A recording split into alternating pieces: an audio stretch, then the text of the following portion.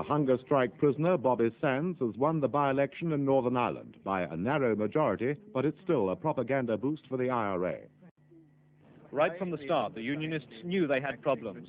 They're in a slight minority in a constituency noted for its polarized voting.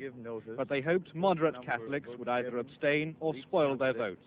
In the event, that didn't happen. Sands, Bobby, anti-H block, Armagh, political prisoner, 30,000. Yeah! 492. To the H-Block campaigners, Bobby Sands' election is regarded as a triumph which the government will have to take account of. This has been a great victory for the H-Block men and the women in Armagh jail. People of Fermanagh, South Tyrone, have given their answer to the British government, and on behalf of the Irish people have endorsed these prisoners as being political prisoners, and it's coming from an oppressed community. Maggie Thatcher only polled 20,918 votes in her constituency, and Bobby Sands has polled over 30,000 votes, so he's as much politically mandated as she is, and it's about time now that she took an interest in the H-Blocks and sorted this situation out, because the hunger strike is still hanging over our heads. But to the Unionists, his election is the unthinkable.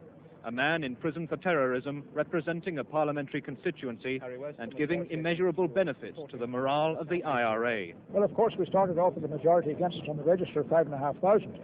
And the narrowing down of that majority is thanks to the support from the vast majority of unionists, of course, probably not all, but also an element of the moderate Roman Catholic people, which I appreciate very much. How do you think this result is going to be interpreted by the country and indeed by the world? Well, you know, I think that the country and the world will take a very serious view of this, that the support for the gunman has reached these proportions. And indeed, to us living in this constituency, it really will shock us that we're living amongst such people that would declare their support for IRA gun activity.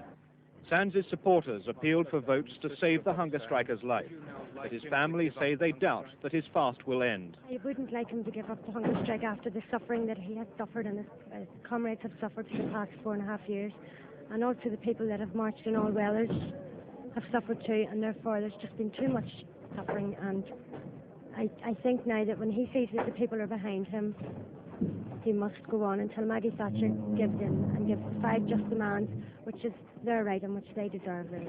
Bobby Sands is now the validly elected MP for Fermanagh South Tyrone. There was no law to prevent him standing, and there is no law to stop him taking his seat. He can't, of course, because he's in prison, and anyway, with his Republican views, he wouldn't want to.